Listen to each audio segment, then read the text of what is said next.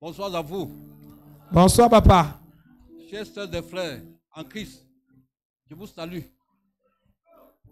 Papa, lève un peu le micro vers toi, papa. Je vous salue. Je vous salue. Soyez les bienvenus dans cette église. Merci. L'église évangélique de Gozoa. Je suis votre fils. Quelqu'un peut aider papa à tenir le micro, un membre de la commission d'évangélisation? Bonsoir à vous tous. Bonsoir, papa. Si je me présente devant vous ce soir, c'est avec une grande joie. Une très très grande joie. Que je n'oublierai jamais. Depuis que je suis avec vous ici, ça fait presque déjà 2 mois. Quand je venais ici, je ne voyais pas. Le micro, rapprochez le micro de la bouche de papa. Je ne voyais pas. On a arrêté ma main pour venir faire mes offrandes ici. Depuis ce jour, je priais. Emmanuel, positionne-toi bien. Je priais. Je priais, je pleurais. Je voyais mes frères et sœurs. Je me disais, qu'est-ce qui m'est arrivé? Nuit et jour, je pleurais. Quand j'étais assis derrière là, je pleurais. Mais je priais toujours le Seigneur Jésus-Christ. C'est pour vous dire que je suis né de nouveau. Hey! Hey! Grâce au Seigneur Jésus. C'est ça le mariage. Lui seul, lui seul, lui seul, lui seul, lui seul, lui seul, lui seul. Dieu qui m'a créé, qui nous a créés, m'a ouvert les yeux. C'était le 21 mars 2023. Je ne m'attendais pas. Je suis allé pour mon rendez-vous à l'hôpital. La tension ne faisait que monter. J'ai dit, Satan, sort dans mon cœur. Que cette opération se passe. Pourquoi en rentrant à l'hôpital, je marche de mes pieds pour arriver à la maison et porter mon petit-fils. Voir vos figures comme je suis tenté de voir là.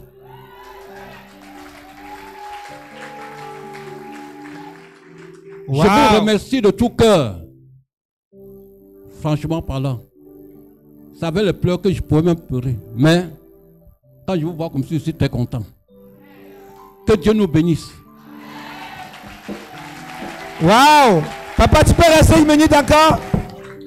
Papa, tu peux rester 1 minute? Oh là là, prenez-nous une belle photo là, n'est-ce pas, les gars? Prenez une belle photo. Waouh! Vous avez appris la photo? Ok. Papa, tu vas, alléluia.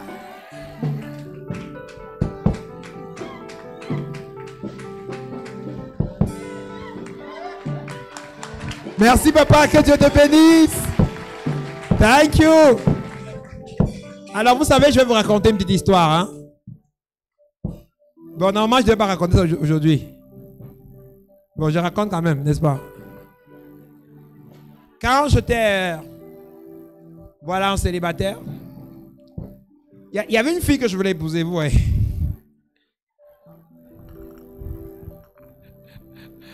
Il y avait une fille que je voulais épouser, d'accord? Et bon, mon cœur battait beaucoup pour elle, vous voyez. Dis à ton voisin, le notre pasteur dit toujours la vérité. Voilà. Même ce que vous cachez, Dieu va exposer ça au nom de Jésus. Et donc, je voulais épouser une fille et bon, voilà. Donc, je l'aimais beaucoup et bon.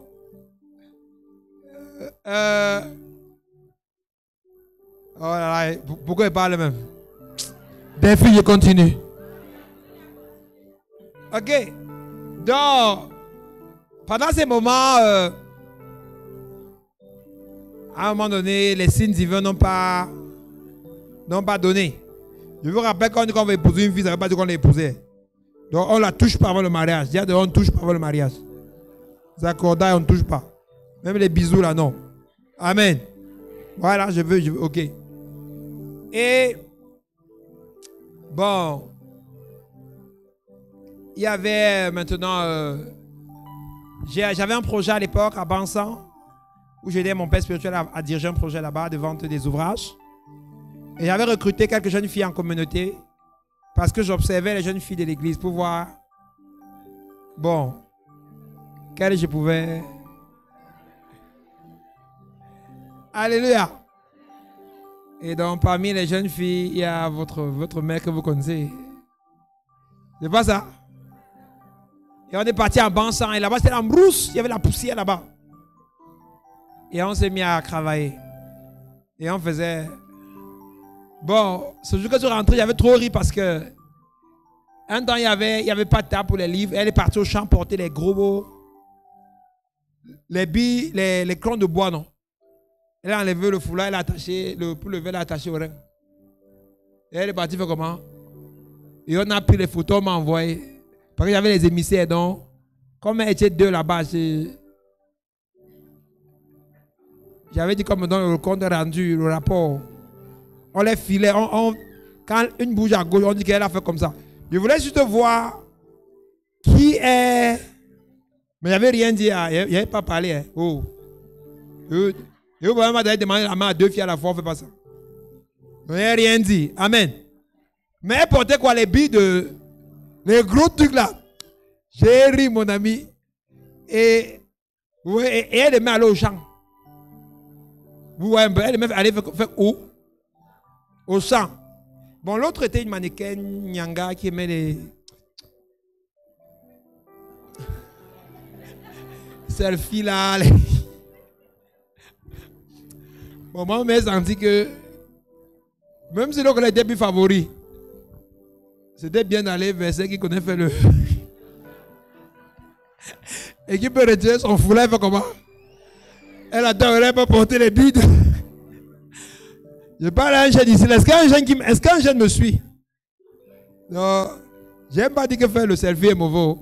Ou faire le nyanga est mauvais. Mais ça là, c'est pas la priorité. Ceux qui passent son temps à faire ça là, ce ne sont pas les bons indices. Amen. Ok. Et donc, bon, plus tard, je suis allé lui demander la main à ma chérie. C'est ça que vous conseillez. Bon, voilà. Comme Dieu mon Dieu, c'est toi, et on lui a demandé la main. Je vais vous raconter toute l'histoire à la conférence des célibataires, quand on va faire la conférence pour les mariages. Et donc, quand on s'est mis ensemble, quand on a commencé les fiançailles, et dans les fiançailles, on ne fait pas comment? On ne touche pas. Donc, on a commencé les fiançailles. On s'est raconté les histoires, voilà, et autres. Et il y a une histoire que je ne l'ai pas racontée. Un jour, elle a dormi. Elle a rêvé. Elle a rêvé dans son rêve. Elle a vu comment il y avait une jeune fille que j'aimais tellement. Et après, je l'aimais tellement au point où... Et elle était quelque part. Elle pleurait, elle disait, Seigneur, envoie quelqu'un évangéliser ma famille. Donc, j'aimais beaucoup cette jeune fille-là et j'allais avec elle. Et mon épouse était de l'autre côté. Donc, c'est que mon épouse, actuellement, n'était pas mon épouse. Elle était quelque part, elle pleurait. Elle pleurait, pardon, envoie quelqu'un évangéliser ma famille. Elle pleurait, pleurait. Et la main de Dieu est venue. Il m'a séparé, il a renvoyé la jeune fille, il m'a prise. Et il est parti me donner chez elle. Et nous sommes allés ensemble évangéliser sa famille. Authentique ce que vous racontez là. Elle est venue me dire, mais s'il te plaît, voilà, raconte-moi un peu. Est-ce que tu n'as pas connu quelqu'un avant de me connaître? Parce que j'ai rêvé ça. Quand elle a décrit le rêve là, elle a décrit comment j'étais attaché à la personne, comment les choses évoluaient. C'était vrai jusqu'à ce que... Donc, quand on dit que Dieu te vend au marché, mon colo, avec les détails. Dans son rêve, là, il y avait quoi? Il y avait les détails. Elle me dit comment Dieu m'a rompu pour que je parte. Et c'était vraiment, bon, pas vraiment vrai. C'est une tautologie, mais c'était vraiment vrai.